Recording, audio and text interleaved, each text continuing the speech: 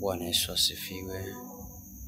Shukuru Mungu kwa ajili ya siku hii ya leo ambayo Mungu ametupa uhai, kijua kwamba tumepata kulindwa na Mungu mpaka masaa haya. Nataka jioni ya leo au siku ya leo ndete neno hili ya kwamba tutakapotenda mema Mungu atasimama nasi.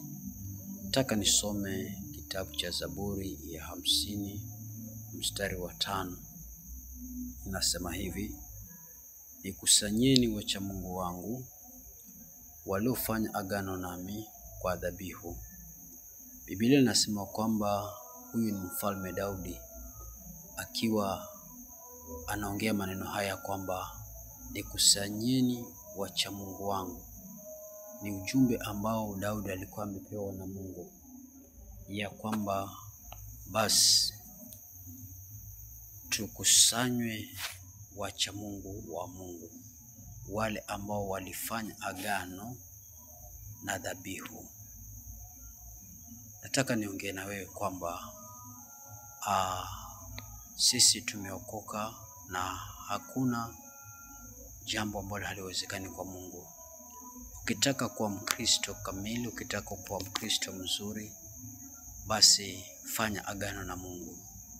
Na si kufanya agano na Mungu peke yake, fanya Mungu pia kwa dhabihu.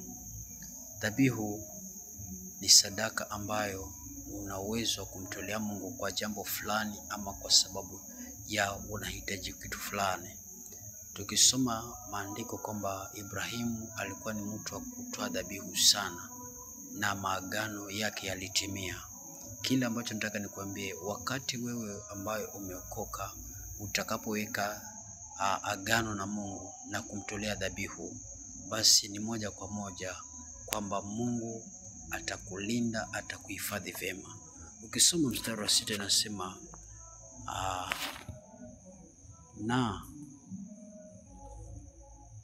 na mbingu zitaangaza haki yake, kwa maana Mungu ndiye aliye hakimu. Wakati ukimtolea Mungu dhabihu, basi Biblia inasema kwamba Mungu atakuwa hakimu juu ya adui zako. Mungu atakuwa hakimu juu ya wale wote ambao wanakufuatilia. Utakapotoa dhabihu, Mungu atakuwa hakimu kwa chochote ambacho kitainuka juu yako. Kwa hivyo ni muhimu sana kufanya agano na Mungu na kumtolea Mungu dhabihu, maana utakapofanya hivyo, basi Mungu atakuwa hakimu juu ya wale maadui wako, juu ya kila jambo ambalo litakuwa linataka kuja kinyume na wewe, basi Mungu atakulinda. Ukisoma mstari wa 7 anasema, sikini enyi watu wangu, nami nitanena, mimi nitakushuhudia Israeli, mimi ndimi niliye Mungu wako.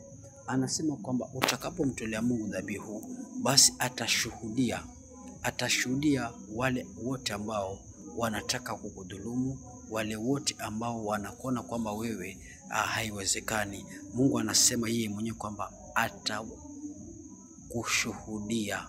Mataifa watajua kwamba wewe uko naye Mungu ambaye ana nguvu. Na ni ukweli, kama utasimama nafasi iliyo bora, basi hakika Mungu atashuhudia wale ambao wanaona kwamba hawawezi. Na nasema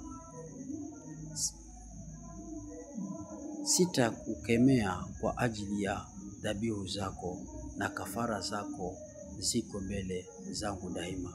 Anasema sitakukemea, yani hata kukemea wewe, lakini atakemea wale maadui.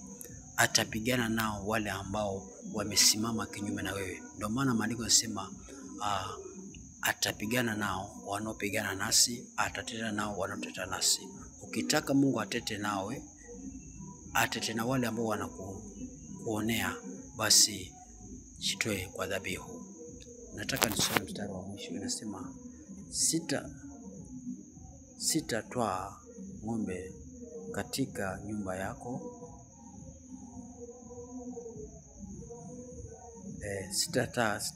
sitatwaa ng'ombe katika nyumba yako, wala beberu katika mazizi yako.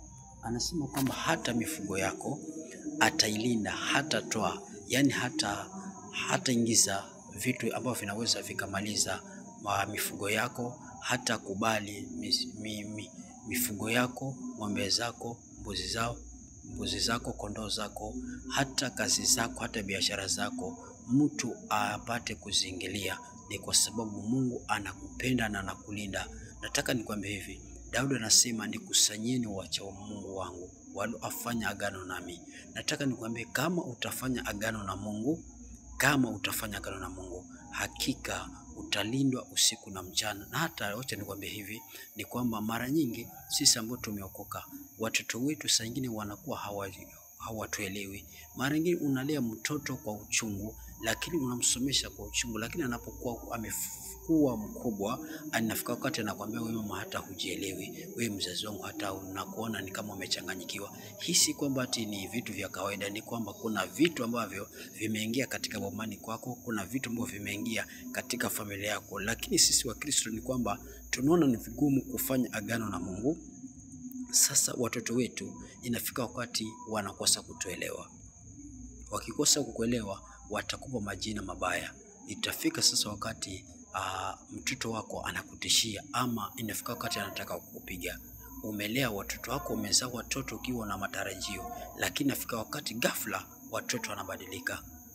Inakuwa sasa inakuvunja moyo.